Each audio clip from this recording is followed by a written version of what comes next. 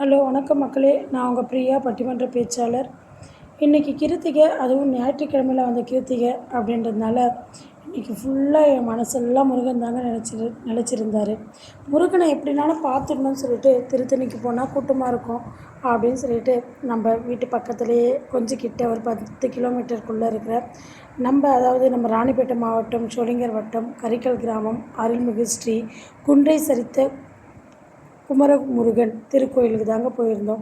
இந்த ஆலயத்தில் திருப்பணிகளும் நடந்துகிட்டு இருக்குது. இந்த திருப்பணிகளுக்கு நீங்களும் உதவுங்க.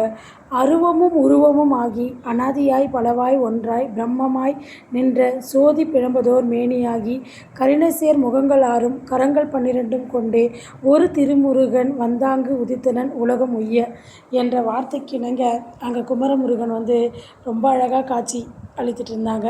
108 தீர்த்தங்களில் முக்கிய தீர்த்தங்களான சேஷாஜலம், கடிகாஜலம், நிமிஷாஜலம் என்னும் வரலாறு சொல்லும் புனித தீர்த்த மலைகளில் நிமிஷாஜலம் என்னும் இம்மலையில் அருள்பாலிக்கும் ஸ்ரீ குன்றை சரித்த குமரமுருகன் கலியுகத்தில் குன்றினை சரித்து தமையனார் விநாயகருக்கு குகை கோயிலை கொடுத்து வண்ண மயில் மீதேறி மலை மீது வந்து தனிமையில் அமர்ந்து கோடான கோடி பக்தர்களின் வேண்டுதல்களை நிறைவேற்றி கொண்டிருக்கிறார்.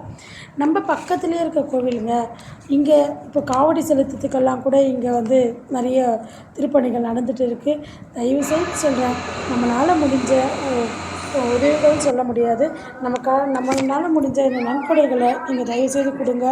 ஏன்னா நமக்கே தெரியும், ஒவ்வொரு திருப்பணியும் எத்தனை ஆயிரம் வருடங்கள் ஆலயத்தில் நிலைக்கின்றனவோ அத்தனை ஆயிரம் வருடங்கள் நீங்கள் கைலாயத்திலேயோ வைகுண்டத்திலோ வாசம் செய்வதற்கு சமம். நம் முன்னோர்களின் முக்திக்கும் வழிவகுக்கும் என்று சாஸ்திரம் சொல்கிறது. அதனால் நம்ம எல்லாருமே இந்த கோயில் பக்கத்தில் இருக்கோம். ரொம்ப மலைக்கு நடுவில் இங்கே வரவங்களுக்கு மனநல பாதிக்கப்பட்டிருந்தாலும் சரி, திருமணமாகாமல் இருந்தாலும் சரி, முருகனின் அருள் எல்லோருக்கும் கிடைக்கட்டும்.